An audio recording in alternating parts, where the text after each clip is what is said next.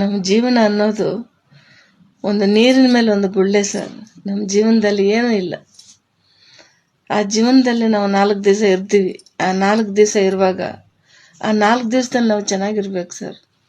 ಚೆನ್ನಾಗಿರಬೇಕು, ಒಳ್ಳೇದು ಮಾಡಬೇಕು, ಬಡವರಿಗೆ ದಾನ ಮಾಡಬೇಕು ಸರ್. ಒಂದು ತುತ್ತು ಅನ್ನ, ಭಿಕ್ಷೆ ಬೇಡವ್ರಿಗೆ ಒಂದು ತುತ್ತು ಅನ್ನ ಕೊಡಿ ಸರ್. ದೇವ್ರು ನಮ್ಗೆ ಒಳ್ಳೇದು ಮಾಡ್ತಾನೆ. ಕೊಲೆ ಸುಲಿಗೆ, ಅವನ ತಲೆ ಹೊಡಿ, ಇವನ ತಲೆ ಹೊಡಿ, ನಾವು ಎಷ್ಟು ದಿವಸ ಬದುಕ್ತೀವಿ ಸರ್? ಆ ಹಣ ತಿಂದ್ಕೊಂಡು ನಾವು ಎಷ್ಟು ದಿವಸ ಬದುಕ್ತೀವ? ತೊಗೊಂಡು ಹೋಗುವಾಗ ನಾವು ಏನು ತೊಗೊಂಡು ಹೋಗ್ತೀವಿ? ಏನು ತೊಗೊಂಡು ಹೋಗಲ್ಲ.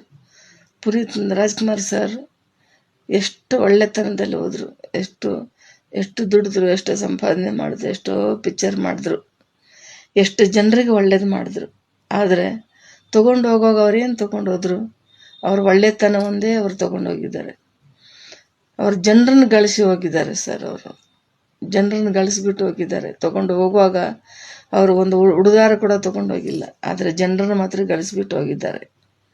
ನಮ್ಮೂರಲ್ಲಿ ಇದೇ ಥರ ಅಣ್ಣ ತಮ್ಮದಿರಿಬ್ಬರು ಇದ್ದರು. ಅವ್ರಿಗೆ ಒಂದು ಮಾವಿನಕಾಯಿ ಗಿಡ ಇತ್ತು ಅವ್ರ ಊರಿಗೆ.